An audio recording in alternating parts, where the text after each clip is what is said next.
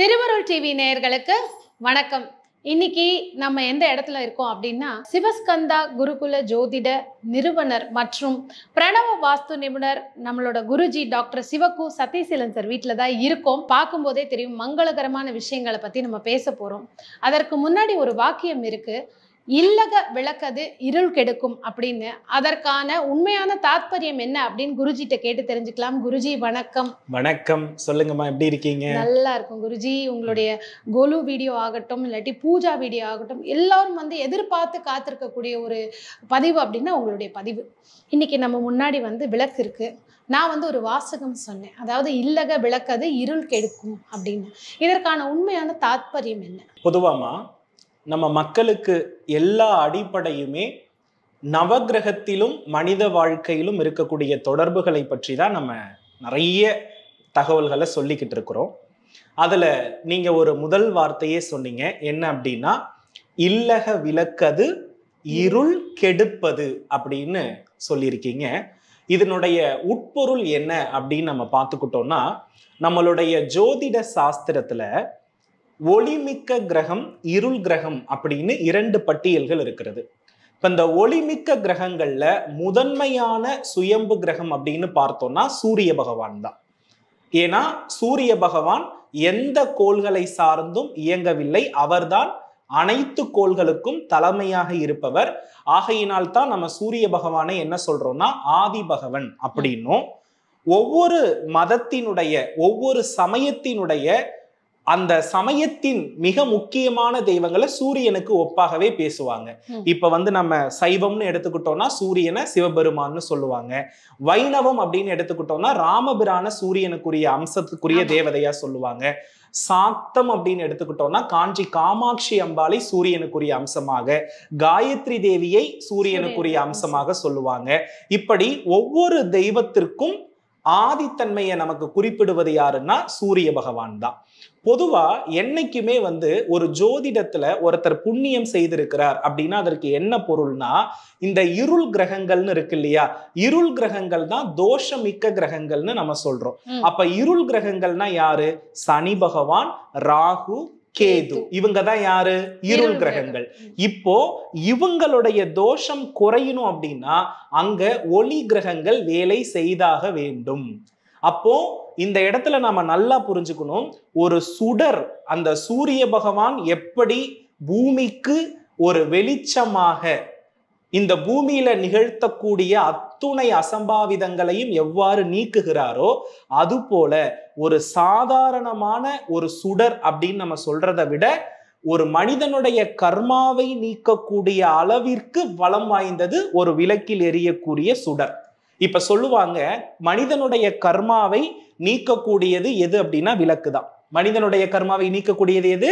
விளக்கு தான். எப்படி குருஜி மனிதனுடைய கர்மாவை நீக்குகிறது அப்படின்னு நம்ம எடுத்துக்கிட்டோம்னா, ஒரு மனிதனுக்கு பாவக்கணக்குன்னா அவருடைய ஜாதகத்துல சனி பார்வை, ராகுவின் பார்வை, கேதுவின் பார்வை அதிகமா இருக்கும். அந்த கிரகங்கள் விலகுகிறது. அப்போ இருளை நீக்குகிறது எது பயன்படுதுன்னா விளக்கு தான். இப்ப எந்த இடத்துல விளக்கு எரிகிறதோ அங்க இருட்டு நீங்குகிறதா இல்லையா? அப்போ இருட்டு நீங்கினால் அங்க சனி முதலான ராகு கேதுக்களும் வலு விழக்கிறார்கள் என்று பொருள். அப்ப நம்ம நல்லா தெரிஞ்சுக்கணும், பகல் நேரத்தில் சுப கிரகங்கள் வலு பெறும், இரவு நேரத்தில் அசுப கிரகங்கள் வலுப்பெறும். அதனாலதான் சொல்லுவாங்க, ராத்திரி நேரத்துல பேய் பிசாசு இப்படி எல்லாம் என்ன பண்ணுவாங்கன்னா இரவு நேரத்துலதான் உலாவும்னு சொல்லுவாங்க.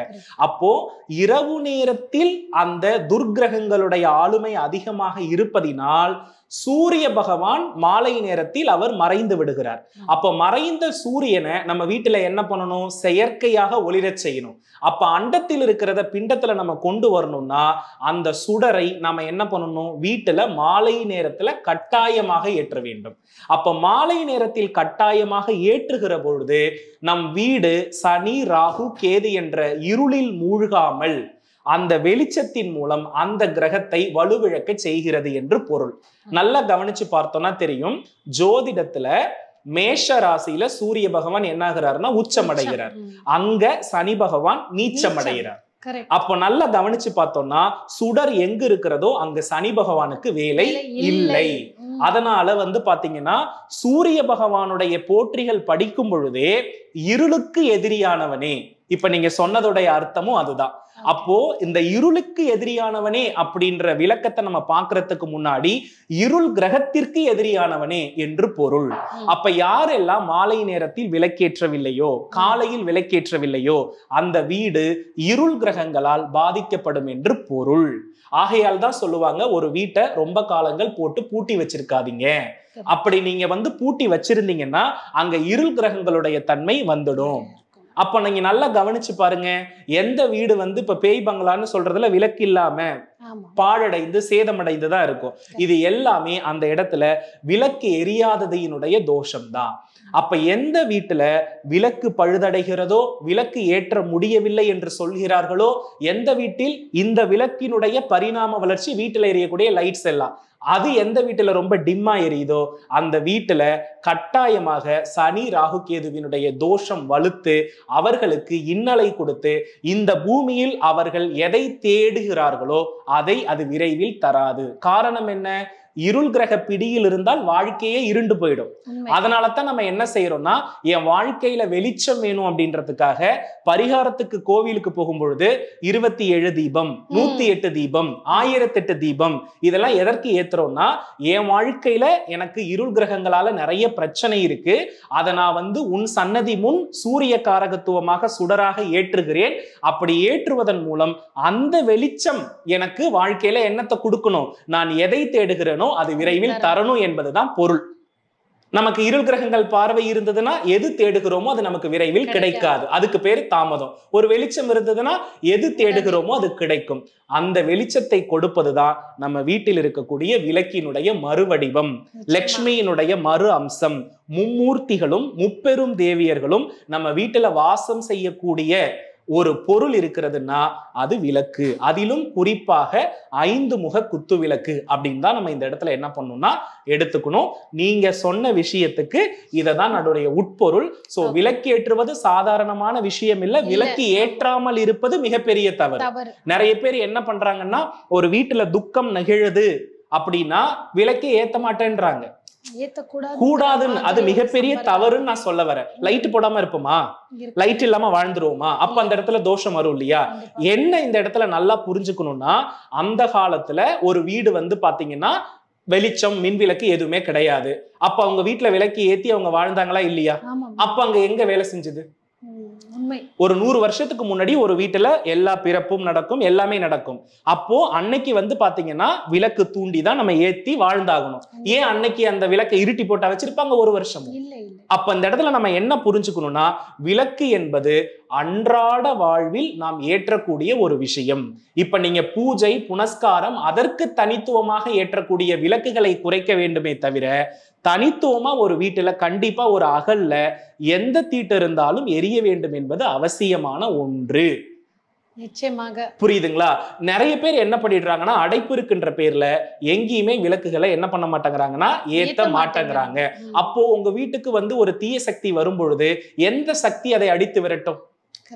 அப்போ இதெல்லாம் கொஞ்சம் ரொம்ப நுட்பமா கவனித்து மக்கள் பாரம்பரியத்துல எந்த தவறுமே என்ன பண்ணக்கூடாது, செய்யக்கூடாது. அதோடைய முக்கியத்துவத்தை உணர்த்துவதற்கு தான் இன்னைக்கு நாம இதை எடுத்திருக்கிறோம். நிச்சயமாக நிச்சயமாக. ஏன்னா விளக்கேத்துறோம், டெய்லி அது தெரியும், விளக்கேத்துறோம், எண்ணெய் போட்டு திரி போட்டு ஏத்திக்கணும். ஆனா அதற்கு பின்னாடி இவ்வளோ பெரிய விஷயம் இருக்கு, இது நிச்சயமா செய்யணும். டைம் ஆயிடுச்சேன்னு சொல்லி நிறைய பேர் செய்ய மாட்டாங்க. சரி நாளைக்கு காலையில் ஏத்திக்கலாம், விட்டுடலாம் அப்படின்னு சொல்லிட்டு அந்த மாதிரி செய்யக்கூடாது. 7 மணி ஆனாலும் பரவாயில்லை, சாயங்கால நேரத்துல வீட்டுல விளக்குங்க ஏத்தணும்னு அழகா சொல்லியிருக்கீங்க. அடுத்ததாக பாத்தீங்கன்னா குருஜி 5 முக தீபம் வச்சிருக்கீங்க. பட் நார்மலா நம்ம வீட்டுல எல்லாருமே அந்த ஒத்த தீபம், உதாரணத்துக்கு காமாட்சி அம்மன் விளக்க வச்சுதான் முக்காவாசி பேர் தீபம் ஏத்துவாங்க. இதுல பல விதம் இருக்கு. இதற்கான தாத்பரியம் என்ன? ஏன்னா நீங்க ஒரு விஷயம் பண்ணாலும் அதற்கு பின்னாடி நிறைய ஒரு ரகசியமான விஷயம் புதைந்து இருக்கு அப்படிங்கிறது நேயர்களோட கருத்து, எங்களுடைய கருத்து. சோ இதற்கான விளக்கம். அதாவதுமா, ஆதி காலத்தில் விளக்கு முறை அப்படின்றது நமக்கு அகல் விளக்கு முறை மட்டும்தான். புரியுதுங்களா? அதற்கப்புறம் மாறுபட்டதுதான் பிளைனா காமாட்சி விளக்கு இருக்கும்.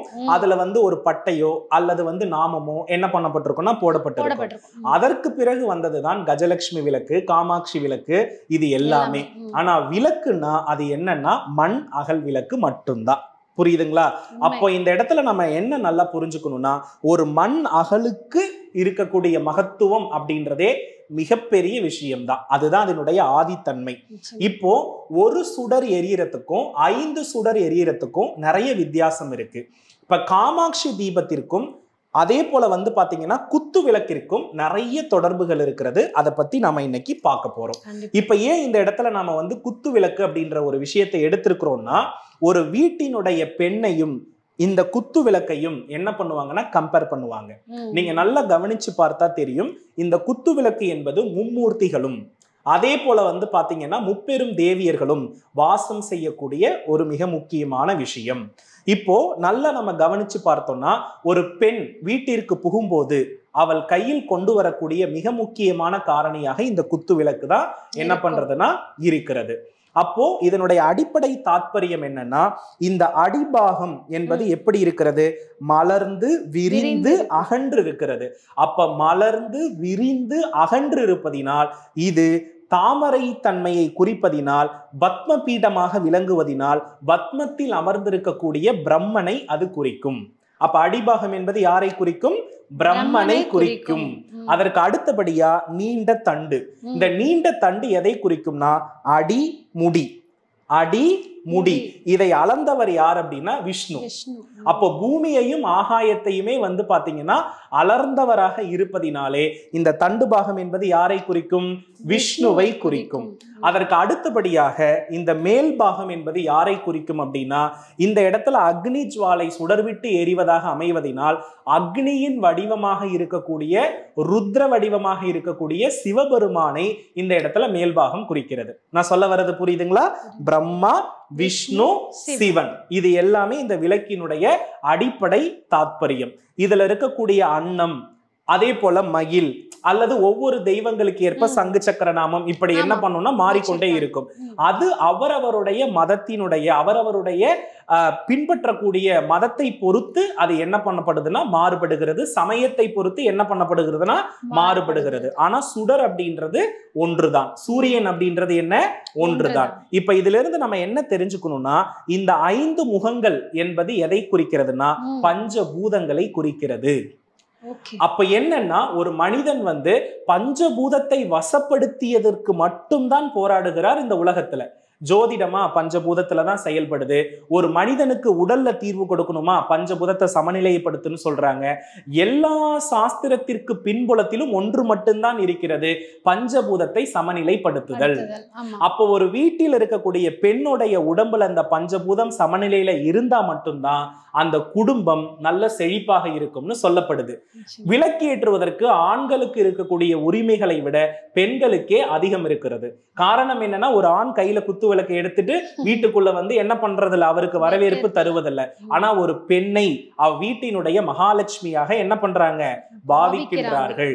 அப்போ இந்த 5 முகமும் எதை குறிக்கும்? பஞ்சபூதத்தினுடைய அடிப்படை தன்மையை குறிக்கும். சோ இதுதான் இந்த விளக்கில் இருக்கக்கூடிய யதார்த்தமான ஒன்று.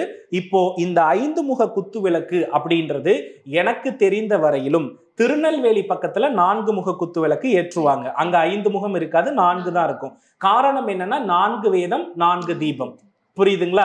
அதே போல வந்து நம்ம இந்த பக்கம் வட மாவட்டங்கள்லாம் நம்ம கொஞ்சம் எடுத்து கவனிச்சு பார்த்தோம் அப்படின்னா, இங்க எல்லாமே 5 முக விளக்கு தான். அதுல குறிப்பா வந்து பாத்தீங்கன்னா செல்வத்தில் உயர்ந்து இருக்கக்கூடிய மதுரை, புரியுதுங்களா, இந்த வட்டாரத்தெல்லாம் நம்ம கொஞ்சம் கவனிச்சு பார்த்தோம் அப்படின்னா 5 முகம் தான் இருக்கும். காரணம் என்னன்னா, ஒரு பொன் வீட்டிலிருந்து புறப்படும் பொழுதே வந்து பாத்தீங்கன்னா அவங்க கையில வந்து இந்த குத்து விளக்கு கொடுத்துதான் என்ன பண்ணுவாங்க? அனுப்புவாங்க.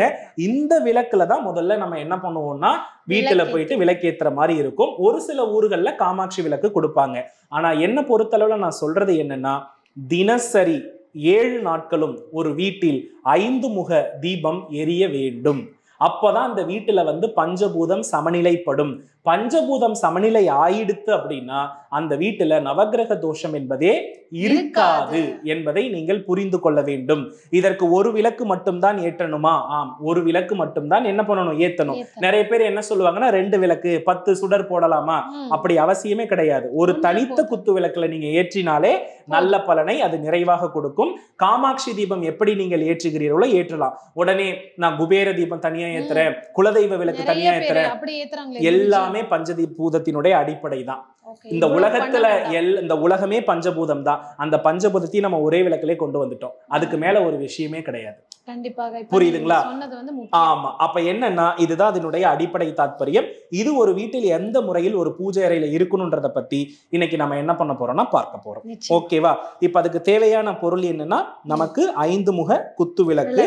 அதற்கு அடுத்தபடியா தட்டில் நான் பச்சை அரிசி நிரப்பி வைத்திருக்கிறேன். இது எதற்காக அப்படின்னா இந்த குத்து விளக்கை இதில் அமர்த்தி வைக்க. என்றைக்குமே குத்து விளக்கு என்ன பண்ணக்கூடாது, வெறும் தரையில் அமர்த்தக்கூடாது. அதிலும் குறிப்பாக பச்சை அரிசி இல்லாமல் குத்து விளக்கை நம்ம என்ன பண்ணக்கூடாது, அமர்த்தக்கூடாது. தினம் தினம் இந்த பச்சை அரிசியிலேயே நம்ம மாதத்திற்கு ஒரு முறை பச்சரிசி மாற்றினாலே போதுமானது. புரியுதுங்களா? இல்லன்னா பச்சை அரிசிக்கு பதிலாக அதாவது நெல் வைத்துக் கொள்ளலாம். நெல் வச்சுக்கிறது ரொம்ப நல்லது. இந்த மாதிரி தட்டு யாருக்கும் இல்லைன்ற பட்சத்துல வாழை இலை போட்டுக்கலாம். வாழை இலை, நெல், அப்படி இல்லைன்னா பச்சை அரிசி. விளக்கு வெள்ளியிலன்னு கிடையாது. உங்க வீட்டுல பஞ்சமுகம் எந்த பித்தளையில இருக்கிற, வெண்கலத்துல இருக்கா, எதை வேணாலும் ஏத்திக்கலாம். ஆனா 5 முகம் எரியணும், அவ்வளவுதான். இதுதான் அதனுடைய அடிப்படை தாத்பரியம். அதற்கு அடுத்தபடியா ஒவ்வொரு முறை விளக்கேற்றும் பொழுதும் அதற்கு தாம்பூலம் அவசியம். அதனால வெற்றிலை, பாக்கு, அதில் ஒரு எலுமிச்சை. புரியுதுங்களா? அதுக்கப்புறம் விளக்கு ஏற்றியதற்கு பின்பு அதுல மலர் சூட வேண்டியது மிக முக்கியமான ஒரு விஷயம். அதனால தாமரை பூ எடுத்திருக்கிறேன், ஜாதி மல்லி எடுத்திருக்கிறேன். வீட்டுல கட்டாயமா நீங்க தீபம் ஏற்றும் பொழுது நெய் தான் அதிகமாக பயன்படுத்த வேண்டும். இதுல ஒரு சந்தேகம் என்னன்னா குருஜி, நிறைய பேர் இந்த 5 எண்ணெய் கலந்தது தீப எண்ணெய்னு ஊத்துறோம், செக்கு எண்ணெய்னு ஊத்துறோம், இந்த மாதிரி கன்ஃபியூஷன்ஸ் இருக்கு. நல்லெண்ணெய் இருக்கு. இப்போ வீட்டுல நம்ம நிச்சயமா நெய் தீபம் தான். அதாவதுமா நெய் அப்படின்னு எடுத்துக்கிட்டோம்னா ஒரு கோவினுடைய உடலிலிருந்து சகல தேவதைகளுடைய அனுகிரகத்தால் வருவது.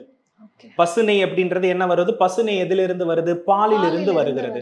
நெய் என்ன கலர்ல இருக்கும்? மஞ்சள் நிறத்துல இருக்கும் இல்லையா? அப்போ பால் என்ன நிறத்துல இருக்குது? வெள்ளை நிறத்துல இருக்கிறது. அப்போ வெள்ளையும் மஞ்சளும் இணைந்த காம்பினேஷன் ஜாதகத்துல எந்த கட்டத்துல இருக்குன்னா கடகராசியில இருக்கு. அப்ப நீங்க நல்லா கவனிச்சு பாத்தீங்கன்னா கடகராசியின் அதிபதி சந்திரன். அங்க உச்சமாகக்கூடிய கிரகம் யாருன்னா குரு. அப்போ சந்திரன் வீட்டில் குரு உச்சமடைவதுதான் பாலில் இருந்து நெய் இருப்பது. நான் சொல்ல வர்றது புரியுதுங்களா? அப்ப இந்த இடத்துல குருவினுடைய அருள் தான் நம்ம வீட்டுல இருக்கக்கூடிய தோஷத்தை நீக்குகிறது. ஆகையினால் தான் நெய் தான் ஒரு மனிதனுடைய தோஷத்தை மிக தெளிவாக நீக்கக்கூடிய அடிப்படையினால வீட்டுல எப்போதுமே குரு அருள் நிறைந்திருக்கணும். குருவினுடைய அம்சமாக தான் மற்ற தெய்வ வடிவங்கள் இருக்குது. ஆகையால் வீட்டில் நெய் தீபம் ஏற்றுவதுதான் சிறப்பு.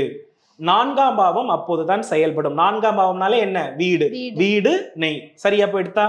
அதுக்கு அடுத்தபடியா பாத்தீங்க அப்படின்னா இந்த நல்லெண்ணெய், வேப்பெண்ணெய், இலுப்பை எண்ணெய் இதெல்லாம் எதற்கு பயன்படுத்தணும்னா ஆலயத்தில் பரிகாரங்களுக்கு. சோ எண்ணெய்கள் வழியில ஏத்துறது எல்லாமே ஆலயங்கள்ல. நான் சொல்ல வர்றது புரியுதுங்களா?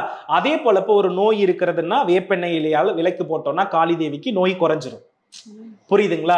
அதே போல பைரவருக்கு பாத்தீங்கன்னா இலுப்பை எண்ணெயால விளக்கு போட்டா கடன் என்ன பண்ணும்னா குறையும். இப்படி ஒவ்வொரு தெய்வங்களுக்கும் ஒவ்வொரு எண்ணெய் வித்துக்கள் இருக்கிறது.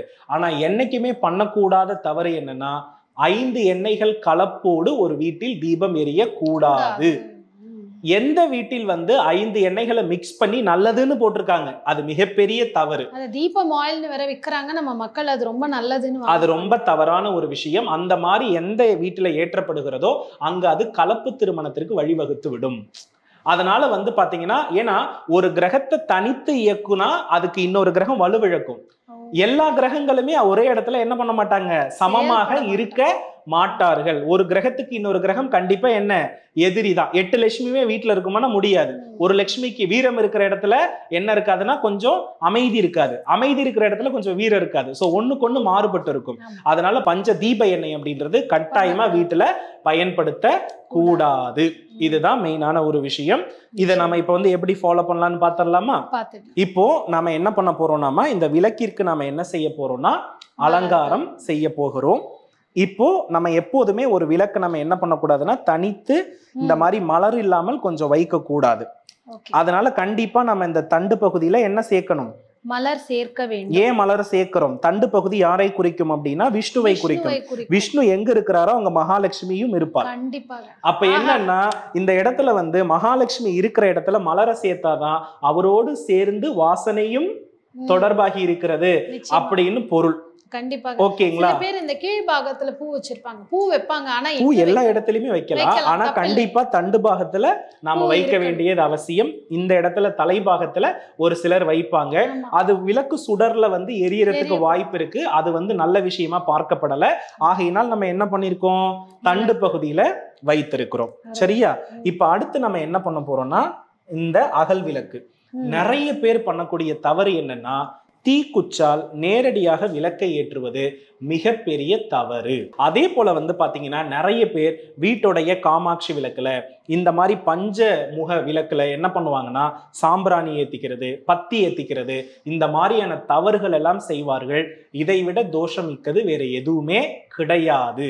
எப்போ நீங்க பூஜை ஸ்டார்ட் பண்றீங்களோ அப்போ ஒரு உப விளக்கு, தனியே ஒரு விளக்கை நம்ம என்ன பண்ணிக்கணும்னா தயார் பண்ணிக்கணும். இந்த விளக்கு நம்ம சுடரை ஏற்றி தான் நம்ம என்னைக்குமே இந்த விளக்குல இருந்து பத்தி ஏத்திக்கலாம், இந்த விளக்குல இருந்து சாம்பிராணி எடுத்துக்கலாம். இந்த விளக்கால் தான் மற்ற சுடர்களை நம்ம என்ன பண்ணணும், ஏற்ற வேண்டும். சோ தனியே தீக்குச்சால் நம்ம என்ன பண்ணக்கூடாது, ஏற்ற கூடாது. அது வேறு ஒரு காரியத்திற்கு சமமானது. சோ அகல் விளக்கால் தான் நம்ம என்ன பண்ணணும், விளக்கால் தான் விளக்கை வந்து நம்ம என்ன பண்ணணும், தூண்ட வேண்டும் அப்படின்றத இந்த இடத்துல நீங்க அடிப்படையில என்ன பண்ணிக்கணும், தெரிஞ்சுக்கணும். இப்ப உப விளக்கு நம்ம ஏத்திடலாமா? ஏத்திடலாம் குருஜி. அந்த நெய் எடுத்ததுல விடுங்க குருஜி. அதாவது விளக்கு ஏத்துறதுல இவ்வளவு விஷயம் இருக்கா அப்படிங்கிறது இன்னைக்கு நிறைய பேர், எனக்கும் பயங்கர ஆச்சரியம், நிறைய பேருக்கு இது ஆச்சரியமான ஒரு விஷயம் தான். ஏன்னா நாங்க எல்லாருமே நீங்க சொல்ற இந்த தவறுகளை செய்திருக்கோம். அது எவ்வளவு பெரிய தவறுங்கிறது இப்போ வந்து புரியுது நமக்கு. ஓகேமா. இப்ப என்ன பண்ணியாச்சுன்னா, நம்ம அகல்ல வந்து நெய் விட்டாச்சு. இப்ப இதுல வந்து உடல் இருக்கு. நெய் அப்படின்றது என்ன, உடல். இப்ப நம்ம என்ன பண்ண போறோம்னா, திரி என்ற வடிவில் உயிரை கொடுக்க போறோம். சோ இப்ப நெய்யை விட்டுட்டு நம்ம என்ன பண்ண போறோம், விளக்கேற்ற போறோம். ஒரு உயிர் உருவாகணும்னா அங்க என்ன தேவை, உடல் தேவை. சோ உடலின் வடிவானது நெய். அதற்கு பிறகு திரியின் வடிவில் நம்ம என்ன பண்றோம், இதுதான் உயிர். இதுதான் என்ன, உயிர். இப்ப இந்த உயிர் தான் என்ன பண்ணுதுன்னா சுடராக விளங்குகிறது. சோ இப்ப என்ன பண்ணலாம்னா, இந்த விளக்க நாம வந்து ஏத்திக்கலாம். இன்னொரு சந்தேகம் குருஜி, இப்ப நிறைய வந்து இந்த தாமரை தண்டு திரி, சிகப்பு திரியில ஏத்துங்க, பச்சை திரியில வந்து ஏத்துங்க அப்படிங்கிறாங்க. இதற்கான ஒரு சந்தேகமும் நீங்க வந்து தெளிவுபடுத்தணும். பொதுவா வந்து கவனிச்சு நம்ம பார்த்தோம் அப்படின்னா, ஒரு வீட்டுல வந்து பஞ்சு திரி போட்டு விளக்கேத்துறது தான் ரொம்ப நல்லது. தாமரை தண்டு திரி வந்து மகாலட்சுமியினுடைய அருளையும், அதே போல வந்து பாத்தீங்கன்னா சிகப்பு பஞ்சு துணி அப்படின்றத எடுத்துக்கிட்டோம்னா திருமகளுடைய, அதிலும் குறிப்பாக கடன் நீங்குவதற்கு திருமகளுடைய அனுகிரகத்தை நமக்கு இரட்டிப்பாக பெற்றுத்தரும். ஆகையினால என்ன பொறுத்தளவுல பஞ்சு திரி, தாமரை தண்டு திரி, சிகப்பு திரி இது தாராளமாக வீட்டில் பயன்படுத்தலாம். மற்ற எந்த திரிகளும் அந்த அளவுக்கு பெரிதாக நீங்க என்ன பண்ண வேண்டாம்னா பயன்படுத்த வேண்டாம். இப்ப நம்ம என்ன பண்ணியாச்சு, தனியே ஒரு விளக்கு ஏற்றி வைத்தாச்சு. இந்த விளக்கு எதற்காக, ஊதுவற்றி ஏற்ற, சாம்பிராணி ஏற்ற. இந்த விளக்கால் தான் நம்ம என்ன பண்ணணும், இந்த மற்ற விளக்குகளை நம்ம என்ன பண்ணணும்னா ஏற்ற வேண்டும். நேரடியாக தீக்குச்சால் என்ன பண்ணக்கூடாது, விளக்கு ஏற்ற கூடாது. அதற்கு அடுத்தபடியாக முடிந்தவரை ஒரு வீட்டினுடைய பெண்மணி மட்டும்தான் விளக்கை ஏற்ற வேண்டும். ஏன் இந்த இடத்துல நான் இதை சொல்ல வரேன்னா, இந்த இடத்துல விளக்கு என்பது பெண்மையின் வெளிப்பாடு. அதுல வந்து சுக்கிரன் ஏத்துறது தான் நல்லது. செவ்வாய் அப்படின்றது வந்து ஆண்கள். செவ்வாய்னா யாரு, ஆண்கள். காலையில சில பேர் விளக்கேத்துறாங்க இல்லையா? அப்ப என்னன்னா செல்வ நிலை உயரணும்னா பெண் தான் ஏத்தணும். ஒரு ஆண் போயிட்டு விளக்கேற்றுகிறார் அப்படின்னா அங்க செவ்வாய் காரகத்துவமாக செயல்படும் பொழுது குருவுடைய தன்மை குறையும். ஆகையினால ஒரு பெண் விளக்கேற்றினால்தான் அந்த வீடு வந்து என்னவாக இருக்கும், சுபிக்ஷமாக இருக்கும். இப்ப நம்ம அடுத்து என்ன பண்ண போறோம்னா, இதுல நெய் நிரப்பி அதற்கு பின் திரி போட போறோம். இதுல நம்ம நெய் நிரப்பிடலாமா? நிரப்பிடலாம் குருஜி. குருஜி, நீங்க இந்த எண்ணெயை ஊத்தும் போதே வந்து பயங்கர வாசனை வருது. இந்த அகல் விளக்குல நான் எண்ணெய் ஊத்தும் போது ஒரு வாசனையோட ஆரம்பம் தான் இருந்தது, அப்படியே மணக்கிறது இந்த ஒரு நெய் வாசனை. இதுல ஏதாவது ஸ்பெஷாலிட்டி இருக்கா? சுத்தமான பசு நெய்மா. பசு நெய் எப்போதுமே நம்ம வந்து பாத்தீங்கன்னா சுத்தமான பசு நெய் தான் நம்ம என்ன பண்றோம்னா யூஸ் பண்றோம். இது வந்து எப்போதுமே அந்த விளக்கெரியும் பொழுது, அந்த பூஜை அறையில் செல்லும் பொழுது அந்த நெய்யினுடைய நறுமணம் நம்மள ரொம்ப ஆட்கொள்ளும். பொதுவா நல்லா நீங்க கவனிச்சு பாருங்க, யாருக்காவது உங்க வீட்டுல வயிறு வலி பிரச்சனை இருக்குன்னா ஒரு ஸ்பூன் நெய் சாப்பிடுங்க, சரியாகிடும்னு நம்ம வந்து அதற்கு பதில் கொடுக்கலாம். காரணம் என்னன்னா, இறைப்பை அப்படின்றது யாருன்னா சனி. அதுல காரமான உணவுகள், அமில உணவுகள் எல்லாமே செவ்வாய் ராகுவை குறிக்கும். இந்த செவ்வாயையும் ராகுவையும் நீச்சப்படுத்துற பொறுப்பு யாருக்குன்னா நெய்க்கு இருக்கு. அப்ப யார் ஒருவர் தன் சாப்பாடோடு ஒரு ஸ்பூனாவது நெய் சேர்த்து சாப்பிடுகிறாரோ அவருடைய இரைப்பை சரியாக வேலை செய்யும். இரைப்பை என்பது நம்மளுடைய வயிற்றினுடைய அடிபாகம், இது 6ஆம் பாவம். சோ வயிறு பிரச்சனை யாருக்கு இல்லையோ அவர்களுக்கு கட்டாயமாக கடன் இல்லை. அதனால தான் நெய்யில்லாத உண்டி பால் அப்படின்னு ஔவை பாட்டி நமக்கு சொன்னார்கள். இப்ப நம்ம என்ன பண்றோம், சாப்பிடுறது எல்லாமே பேட் கொலஸ்ட்ரால் தான், ஆனா ஒரு ஸ்பூன் நெய் சாப்பிட்டா அது நல்ல கொலஸ்ட்ரால் இல்லைன்னு சொல்லி தவிர்த்துட்டோம். உண்மை. அப்போ இந்த இடத்துல நீங்க நெய்யை ஒதுக்குனதுனால நீங்க ஆரோக்கியமா இருக்கீங்களா?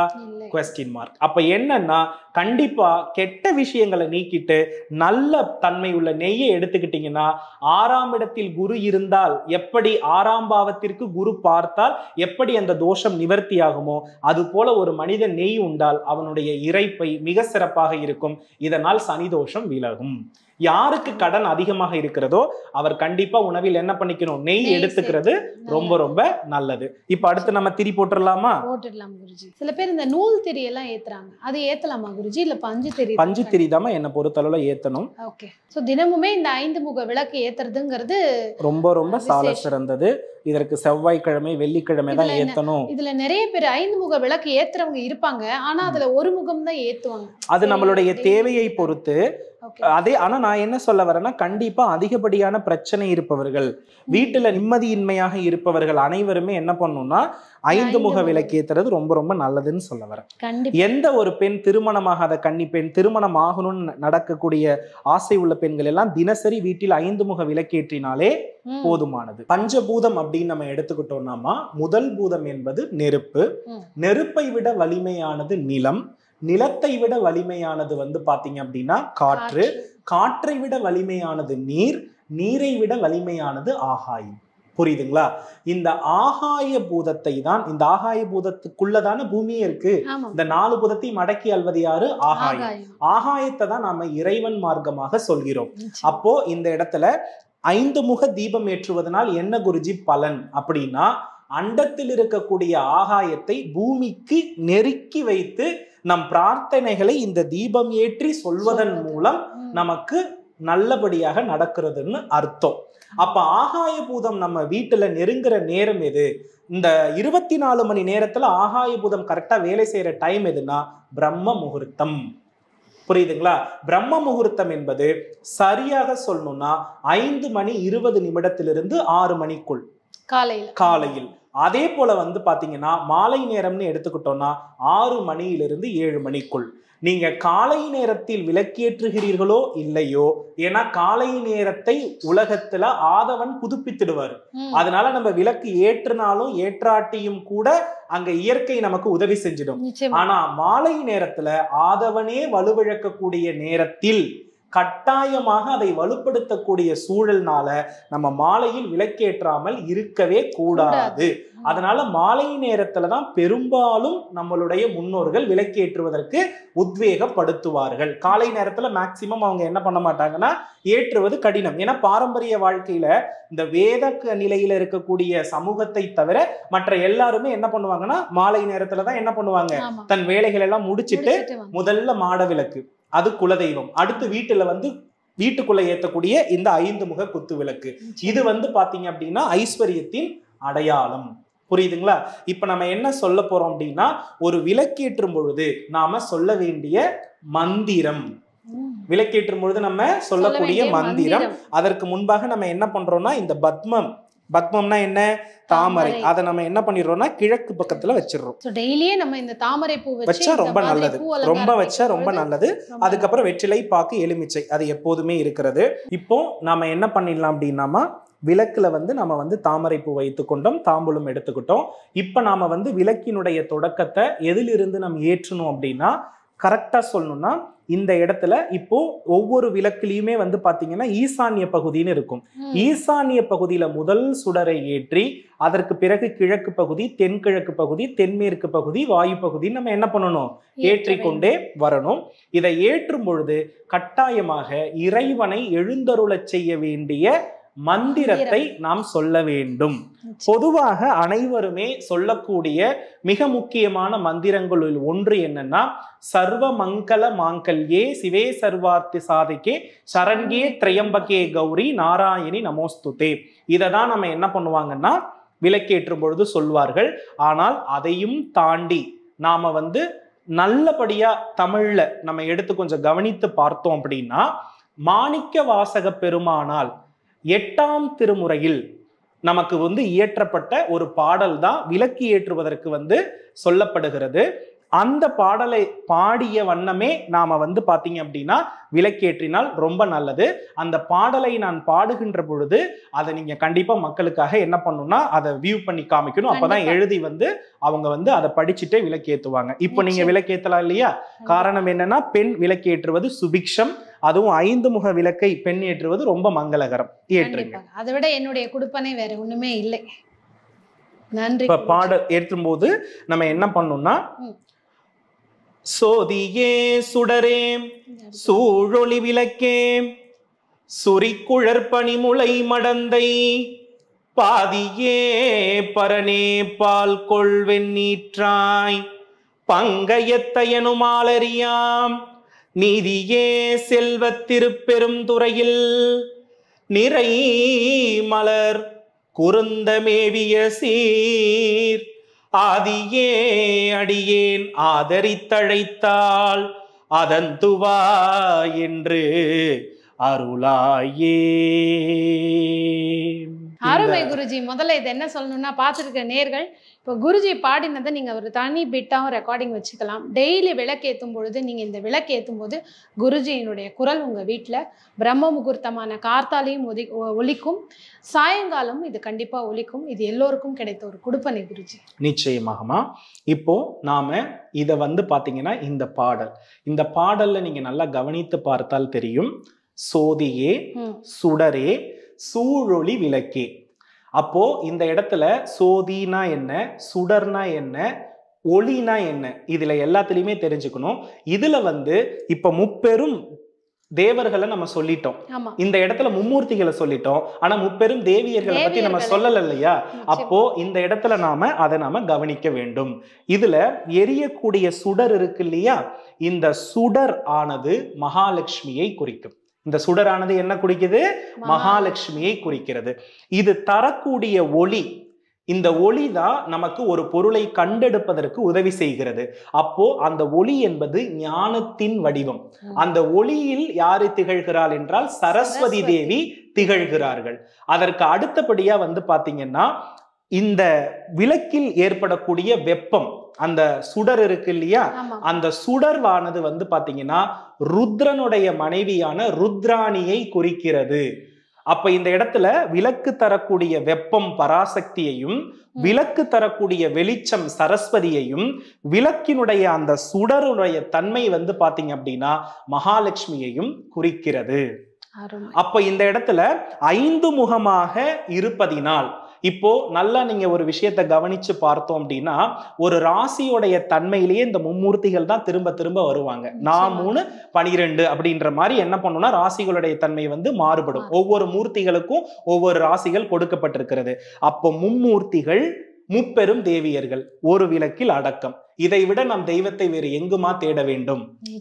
அப்ப என்னன்னா, நம்ம வீட்டுல இருக்கக்கூடிய புகைப்படங்களை தாண்டி, நம்ம வீட்டுல இருக்கக்கூடிய விக்கிரகங்களை தாண்டி முழுமையான இறைவன் யார் என்றால் இருளை நீக்கி ஒளியை தருபவன்.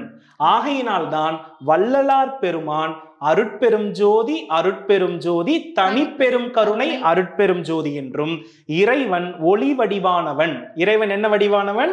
ஒளி வடிவானவன் என்ற ஒரு அடிப்படையில இந்த விளக்குக்கு அதிகப்படியான முக்கியத்துவத்தை கொடுத்தார்கள். அழகாக அந்த விளக்கினுடைய சுடரை பார்த்தீங்கன்னாலே தெரியும் எவ்வளவு அழகா எரிகிறது அப்படின்னு. இது பஞ்சுத்திரிக்கு மட்டும்தான் இந்த அமைப்பு தெரியும். நீங்க கேட்டீங்க இல்லையா நூல்ல போடலாமான்னு, அதுல தெரியாது. பஞ்சுத்திரி போட்டா மட்டும்தான் இந்த பலனை நம்ம என்ன பண்ண முடியும். இந்த அளவுக்கு அழகான சுடர் சமமாக எரியறத நம்மளால என்ன பண்ண முடியும்? பார்க்க முடியும். அப்போ நம்ம அடுத்து என்ன பண்ணிக்கலாம்? ஏதாவது ஒரு நெய்வேத்தியம் நம்ம சுவாமிக்கு வச்சு நார்மலா மணி எடுத்து தீபாராதனை எப்படி காட்டுறோமோ அந்த மாதிரி காட்டிக்கலாம். விளக்கிற்கு வந்து தினசரி ஒரு அர்ச்சனை பண்ணணும் அப்படின்னு நினைச்சாலும் அர்ச்சனை பண்ணிக்கலாம். அது எந்த தவறும் இல்லை. நிறைய பேர் வெள்ளிக்கிழமைகள்ல விளக்கு பூஜை பண்ணுவாங்க. ஆனா என்ன பொறுத்தளவுல என்னன்னா, நீங்க விளக்கு பூஜை பண்றது அதெல்லாம் அடுத்து. அடிப்படையில் இந்த பஞ்சமுக தீபம் ஒரு வீட்டில் நிச்சயம் எரிய வேண்டும். அதிலும் குறிப்பாக இன்னைக்கு நம்ம ஷூட்டுக்காக டேபிள் அப்படி வச்சிருக்கோம். ஆனா விளக்க வந்து நம் தரையில் அமர்த்தி, ஒரு பெண் விளக்கேற்றும் பொழுது குனிந்து பணிந்து என்ன பண்ணணும்னா விளக்கேற்றணும். விளக்கு ஏற்றுவதையும் உப்பையும் குனியாமல் நம்ம எடுக்க கூடாது. நிறைய பேர் கிச்சன்ல உப்பை என்ன பண்ணுவாங்கன்னா லாஃப்ட்டுக்கு மேலேயே வச்சு இப்படி மதிக்காமலே எடுப்போம். உப்பு, தண்ணீர், விளக்கு இது மூன்றுக்குமே நம்ம மதிப்பு கொடுக்கணும். அதனால உப்பு பானையை கீழே குனிந்து தான் எடுத்து சமையல்ல சேர்க்கணும். விளக்குன்னு வரும்பொழுது பணிந்து தான் ஏத்தணும். புரியுதுங்களா? தண்ணீரை வந்து குனிந்துதான் நம்ம வந்து என்ன பண்ணா எடுத்து குடிக்கணும். இது எல்லாம் செய்யும் பொழுது ஒருவருக்கு திருமகளுடைய அருள் உண்டு. இது என்ன இந்த காலத்துல நம்புறதா? சயின்டிபிக்கான ரீசனையும் சொல்லிடுறேன். ஒரு அடிப்படையான விஷயம், எந்த ஒரு மனிதன் அடிக்கடி குனிகிறாரோ அவருக்கு 6ஆம் பாவம் கரெக்டா வேலை செய்யும். 6ஆம் பாவம் என்ன செய்யும்? கரெக்டா வேலை செய்யும். இறைப்பை சரியாக வேலை செய்யும். அதன் மூலம் அவருக்கு நன்மை இருக்கும். அவ்வளவுதான் அடிப்படை. ஓகேங்களா? அப்போ இந்த விளக்கினுடைய வழிபாட்டை அனைவருமே எடுத்துக்கொண்டால் வாழ்க்கையில இருள் கிரகங்களுடைய தன்மை முழுவதும் நீங்கி சுப கிரகத்தினுடைய அருளை பெறுவார்கள் என்பது மட்டும்தான் உண்மை. அருமை குருஜி, அருமை. ஏன்னா தினம் தினம் எல்லாரும் விளக்கேற்றுறோம். ஆனால் அந்த ஏன் விளக்கேற்றணும்னு நம்ம முன்னோர்கள் சொன்னாங்க. அதற்கு பின்னாடி இருக்கிற தாத்பரியம் என்ன? அதே மாதிரி 5 முகம் விளக்கு தான் வீட்டில் டெய்லி ஏற்றணும். ஒத்த தீபத்தை விட இந்த மாதிரி ஏற்றுறதுனால நிச்சயம் வீட்டில் அந்த மகாலட்சுமி அருள் கிடைக்கும். முக்கியமாக நம்ம செய்கிற தவறுகள், அந்த விளக்குலேருந்தே தூப தீபம் ஏற்றக்கூடாது, தனியாக விளக்கு வச்சு தான் ஏற்றணும்னு நமக்கு நிறைய விஷயம் சொல்லியிருக்காங்க. அந்த பசுனை எப்படி உபயோகப்படுத்தணும் அப்படின்னு குருஜியோடைய ஒவ்வொரு பதிவும் வந்து ஒரு ஐ ஓப்பனிங் தான். நமக்கு தெரியாத ஒரு பார்க்கும்பொழுது சின்னதாக தெரியக்கூடிய ஒரு விஷயம், அதில் நம்ம செய்யக்கூடிய தவறுகள் எல்லாத்தையுமே வந்து நம்ம இந்த மாதிரி பதிவுகள் பார்க்கும்போது நம்மளை சரி செஞ்சுக்கிறதுனால, நம்மளே நம்ம வீட்டில் இந்த மாதிரி விஷயம் சரி செய்யறதுனால. ஒரு சின்ன விஷயத்தை நான் சொல்ல மறந்துட்டேமா. அதாவது என்னன்னா, நிறைய பேருக்கு எதிர்மறை எண்ணம், பில்லி சூன்யம், ஏவெல்லாம் சொல்லுவாங்க தெரியுமா?